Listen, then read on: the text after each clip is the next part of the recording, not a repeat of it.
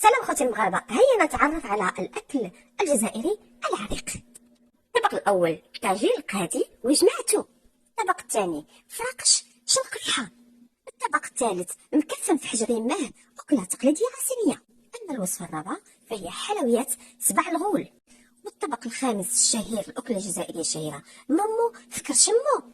ومن لا يعرف الرشدة الإيطالية الليبية اللي أصبحت جزائرية أيضا. والأكلة الشهيرة عند الجزائريين شتات مخ ما بقيتش شد الحساب، عندهم أكلات عديدة ومتنوعة. نسيت الحساب هذا العسبان، واللي كيواليه طبق البرانية. كيف هو براني وهو منكم وفيكم؟ الطبق اللي كيواليه المحور، ماشي كورونا لا، القسطنطيني الحريق. هنا كتشوفوا الانواع المتعدده من الكسكس بالعنب وبالدلاح وبالزرموميه وبالبربوش، وعندهم قال لك 500 نوع كسكس. هادشي غير اللي قدرت نجيبو لكم.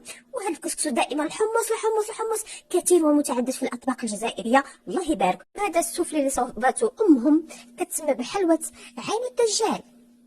وهذا الطبق اللي بهر الجميع ما عرفتش شنو سميتو، لقيت لي التسميه المناسبه، الطبق المغذي مع الدسر في آن واحد. شهية طيبة، كنتم مع أكل البلد القارة.